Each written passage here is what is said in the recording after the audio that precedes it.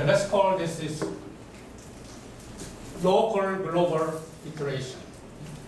These local problems every assembly, and this is global problem. So local global iteration. So this is the one means just once. If you do just once, then this red line. Oh, by the way, this black line is original PCMP without doing two bleed, just single bleed. So this is original convergence rate, which is I already shown before, right? Comparison with the CMFP. But if you do one grid, multi-grid, then it becomes like this. It comes down. If you do twice and three times, it comes down further and further and further. So even in this case, if you use this very large cell size, it converges very fast. So we see that this multi-grid procedure, two-level procedure, improves the convergence speed dramatically. So this was a test on 1D case. So we then apply this. This is a real benchmark problem. This is a very famous benchmark problem at OECD. And what this is regular pure set, the assembly. I think U2 assembly and box assembly, the real size, and moderator here. And when this is 2D problem, when we in transport theory, when we say 2D problem, actually it is a 3D. In this Z direction, property is constant. If in this direction, property is constant, the equation becomes 2D. The equation looks like a 2D. Only x, y appears. Because Z, everything is constant. So Z doesn't matter. Okay? So when we say 2D, then actually 3D problem, but in actually it is homogeneous and infinite. But the neutrons are moving in 3 dimensions. Force mesh is typically one field assembly is one force mesh. And the intervening mesh, we use 1/4 of a field pin. Now this is a little bit concerned because this seems a little bit small. So we tried one field pin, and the performance is not as good as this one. So this is a little bit we have to look at more in the future. So this is our result using this. And the computer is this, I don't know what this means. Now this is the result. No acceleration, just transport sweep, and K is updated, and that's no acceleration. K effective becomes this, and this original PCMD, the same. If we just one local global, is the K effective, and this is if you do local global 4 times, and this is the K effective. So K effective turns out to be the same. This is number of iterations, actually I should say, number of transport sweeps.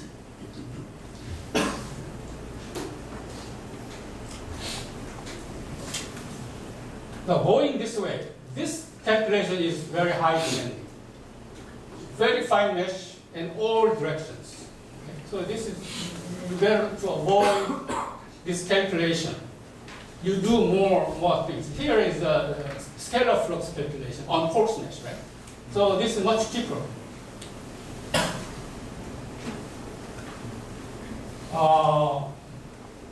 So in this no acceleration, this 1,000 transport sweep, this one 434 MEP. So as you go here, the transport sweep reduces dramatically.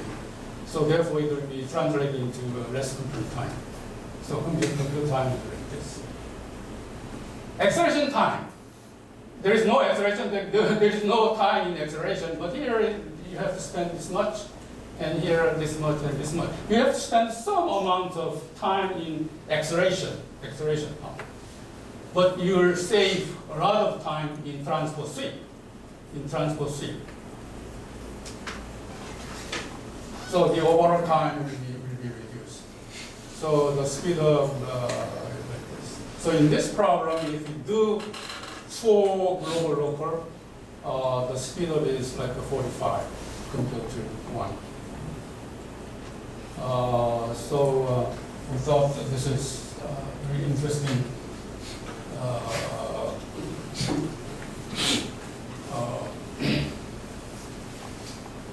results. So conclusions.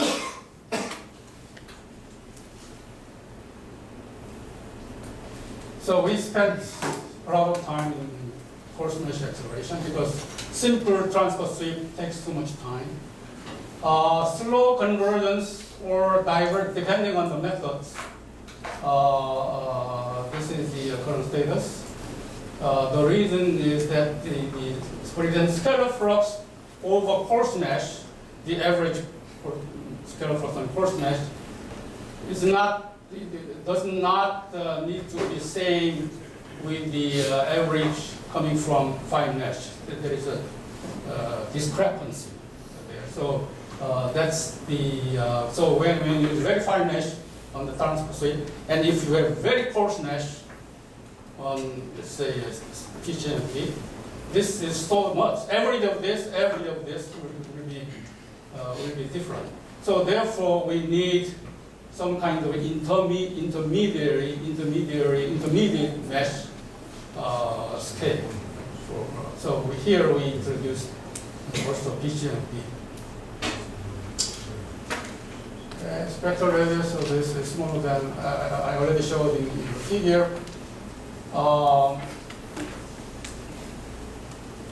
But still this very coarse mesh is very large. Remember, if you translate this, but still on the right side, very right tip of the figure shows the spectral radius becomes, increases to 1. So we need some kind of global local iteration. That's why we need at least 2 levels of PCMP. And with that, we saw the results improved significantly. And the key, I should re-emphasize, this was possible because in PCMP, partial current information is available. I don't think CMFT can do this. They have to introduce fixed law if they like to do this. But there is no reason not to use PCMP because not additional big effort. Okay. Extensions. Actually, most of it already done. Applications to 3D, right? It's, really 3D, Z-dependent problem. We introduced, in another connection, we introduced 2D, 1D fusion method for 3D problem. This means 3D problem is mostly heterogeneity in XY. The heterogeneity is much smoother. So what we introduced here is 1D and 2Ds are the transport equation. 3D transport equations are decomposed into radial direction and axial direction. So they are both transport equations.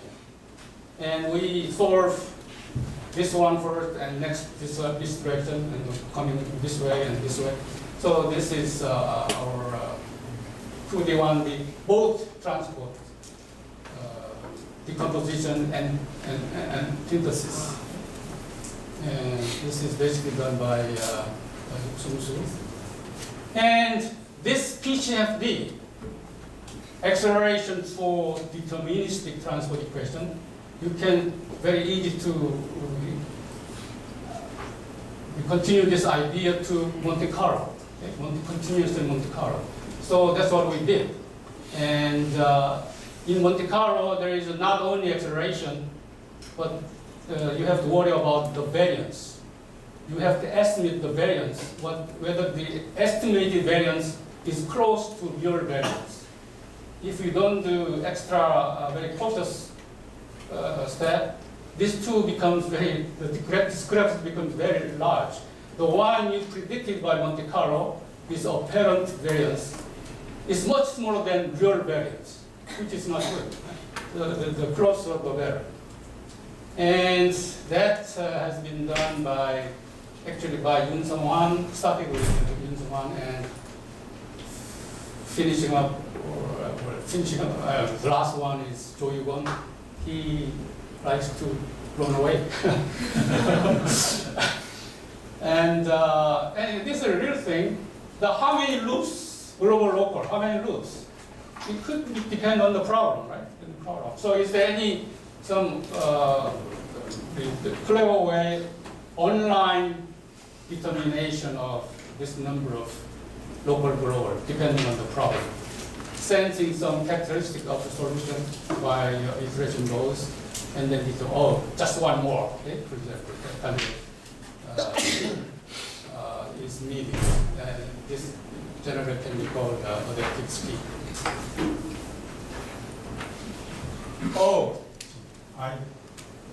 I debated 1 hour whether I should include this one or not. Now, this is a very recent look of ANS, Nuclear Science and Engineering. And these two papers, this is Jo Yu-gon's paper, and this is Yuk Sung's paper. This is Monte Carlo, the PCNFT Monte Carlo, and this is PCNFT, this is 2-level by Yuk Sung. I don't know what that means. This is most read. Somebody click and read it, right? So this is just a few months. It appeared some month in 2017, last year. And next one is. I'm going to this page once in a while, so the full bits. I would like this to be or disappear. Okay, future directions. Maybe less than 10 minutes. I think this is my personal view, really personal view. The whole core, Monte Carlo. I think this, a lot of people tries to do whole core Monte Carlo. I think a lot of people will say, oh, this is the way to go. Computing power increases a lot and so forth. And so energy is continuous and the geometry is heterogeneous as its sign. Yeah, at least in the research work, they are doing this, but not design stage, not being designed yet, but maybe eventually this. But this is my personal wish, is that you do local Monte Carlo. Of course, this is continuous energy. Locally, you do continuous energy Monte Carlo on several types of unique problems. Okay? From there, you correct the result from Monte Carlo, Monte Carlo. Then you form multi-group cross-sections. You make multi-group cross-sections. Now, the key is this multi-group means not many, just a few groups, like LWR 2 group. FBR maybe less than 20 or 10. Hopefully. These days, many groups in the FBR. So just few group transport for this one for whole core. Local is Monte Carlo, but whole core is deterministic. So we need to then write down this equation from the scratch. I mean, this is not existing multi-group equation. We have to, well, actually we did derive in a new way to this equation, and that is called, I gave a very fancy name here, newly derived multi-group transport equation, actually a few group transport equations, and the name is this, higher. What that means is homogeneity and isotropy distribution theory. So I thought HIRE makes this higher, which is very nice, nice sounding. Okay, the full paper appeared here. And since then, we have several, 2 or 3 papers extending of this to include depletion and also include temperature and so forth. All right, what is next? Oh, we have more. Lessons and afterthoughts.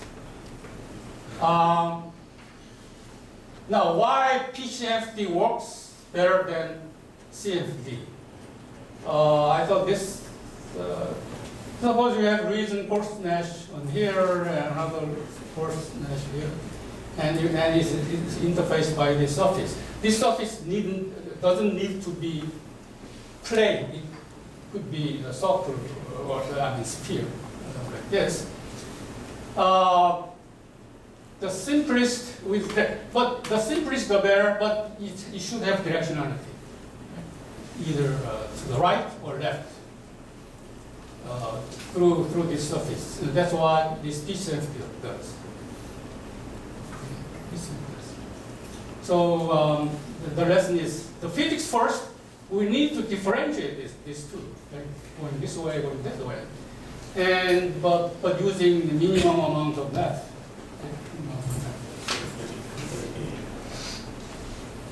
Okay, session chair, please.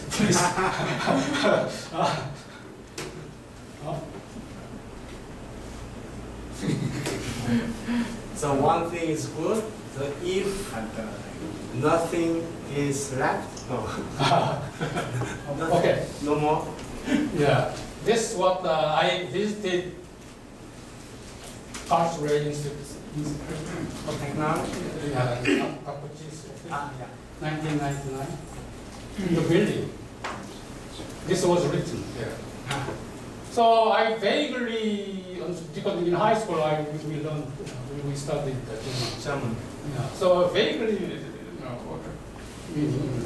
so I wrote down and wrote home. And so this is by Saint Exupéry. But this building doesn't say this only this. What I found out, maybe this is coming from this, which is French, right? Which is French. So I asked my students, oh, what is the English version of this? 어떤 것도 버릴 수 없을 때 좋다는 뜻입니다. 어느 것도 버릴 필요가 없을 때 좋은 거다. Yeah. You have to throw away unless things, but not the one needed. So in English translation, it's this. Everything should be made as simple as possible, but not simpler. If it becomes simpler, then important things is thrown away.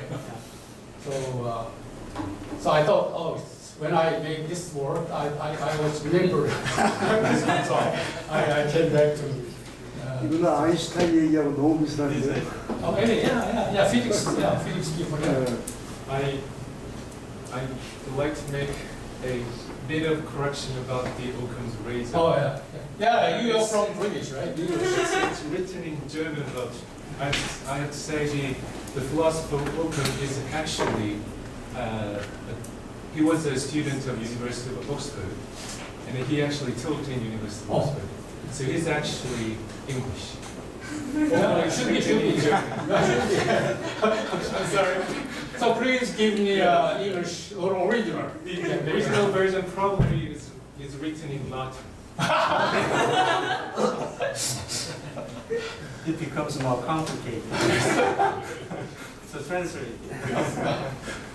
Okay. So what is next? Okay, this everybody knows. This is the gang of 4. I think it's Eugene Wigner, and Fermi. You know who is? Arthur Compton, the scatter, and Zillard. These 4 people. So this is a picture or something in the Chicago Pile, the organization, and Park Chang-ye's wife drew this, showing this.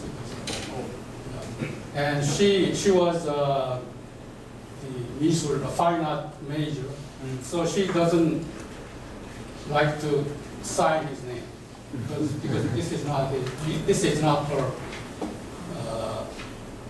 chapter. So, Yeah. Anyway. All right. Okay. This is 29. So I need one more page.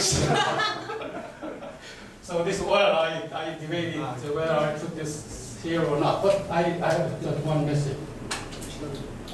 In here, this citation, so-called citation, needs to be no more than 50 words. Okay? So I write this, and I couldn't do this self-defined. So I sent to the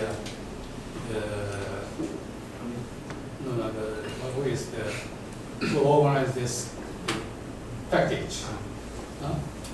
Principal nominator. And then he just crossed it out. And this is what it is. I think barely 52 or something. And recently, that's what I mean. It should be very concise and only list really your contribution to be recognized, which is not easy. Very lately, I was asked to write a letter or something, and his principal nominator made this. Oh, this is 25 words. And when I go there, the principal less than 25. So it's my understanding. If you go higher level of awards, it should be shorter. I think. That's my. The simpler is. Simpler. Okay. Thank you very much.